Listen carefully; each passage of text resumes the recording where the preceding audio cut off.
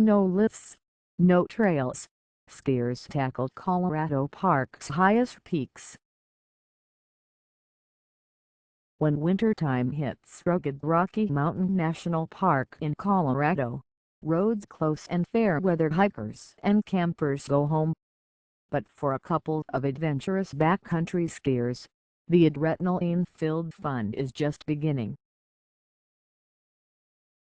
A year and a half ago, skiers Austin Porza and Dan Soder set out to ski and photograph the 50 highest peaks in Rocky Mountain National Park, an adventure they describe as surreal and religious. To be clear, we're not talking resort skiing with convenient high-speed chairlifts zipping to the summits with long, groomed ski runs down. Many of these peaks have never been skied before. Read more. These adventure addicts are climbing peaks sometimes topping 14,000 feet with ice axes and ropes. Expeditions that involve staying overnight on the slopes require them to carry 50-pound packs on their backs filled with food and tents in addition to climbing and avalanche safety equipment, skis, boots and camera gear. You must be 100% in the moment because of all the unknowns and the constantly changing conditions, said Soder, 28, who's a professional photographer when he's not tackling mountains. Fear is essential to this risk-taking pursuit, Soder said. If you aren't scared about something every single day, you're probably not being safe. After reaching the summit, Soder and Porza strap on their skis and head down, making their own fresh paths through unpredictable terrain that often involves deep snow, ice and jagged rocks.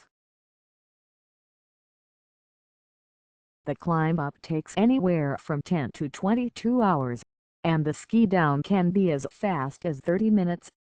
100 National Park Vacation Ideals. Climbing up peaks is part of the challenge of skiing the park's highest mountains. It's going to be a challenge. A key project was born last year right after Porza successfully completed another multi-year effort to climb and ski all 58 of the well-known Colorado 14ERS peaks above 14,000 feet. After that, I swore to myself I would be done with the list kind of projects, said Porza, 34, who owns a property management company. About 2 weeks later, I found myself calling Dan and saying, "I've got it.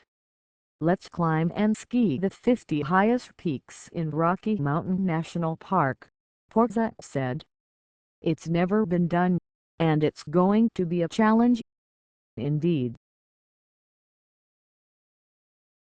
The peaks in the park are rarely skied because the terrain is just too rugged for most backcountry skiers to stomach, but Porza and Soder are halfway there, having skied 25 of the 50 highest peaks so far.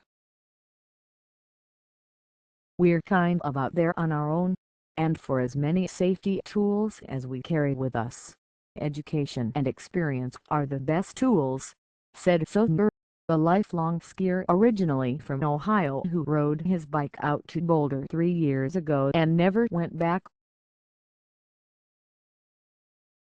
Porza, born and raised in Colorado with Rocky Mountain National Park as his backyard playground, is following in the footsteps of his mountaineering father. His father, Glenn Porza, was a record breaker, too. Back in the 1970s, he was the first to climb the 100 highest peaks in the park and help map its boundaries. These two members of a new generation of mountaineers are sharing their journey every step of the way online at SkiRMNP, with hopes of inspiring others to embark on their own adventures. National parks get star treatment in IMAX film Must in Porzak pauses on a descent. Deep powder and jagged rocks present hurdles. Inherent risks. This particular kind of journey isn't without its perils. Porzak's scariest moment on this odyssey occurred as he was about to reach the summit of the highest and most dangerous peak in the park. At the very final pitch, we should have rappelled over it, but I just decided to jump off it with my skis. I landed with such great force, I triggered an avalanche. He got tossed around, falling more than 400 feet.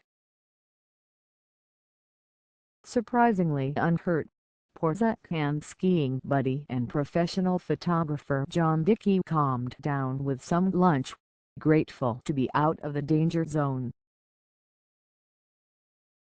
But as they slowly headed out again in a seemingly safe, flat area, Dickey hit a snow bridge masking a deep and unexpected hole. He tumbled into the hole, breaking his leg.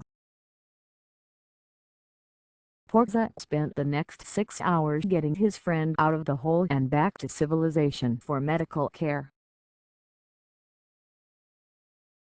10 Historic National Park Lodges experience mitigates some of the inherent risks, and it's particularly critical from October. Then they start scouting for the season until January or February due to the unpredictability of the new winter snowpack, the storms and the winds during that time.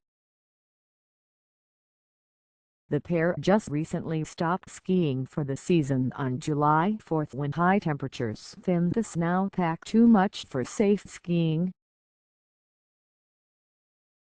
Both Porzak and Sodner are easygoing and out to enjoy life, but they're serious when it comes to respecting nature and the park so that these will be passed on to future generations. Wilderness is inherited. We want to be able to help motivate other people who maybe didn't have that same fortunate experience I had growing up having a parent who climbs and skis, Porzak said. Sodner echoes that wish to preserve the wilderness.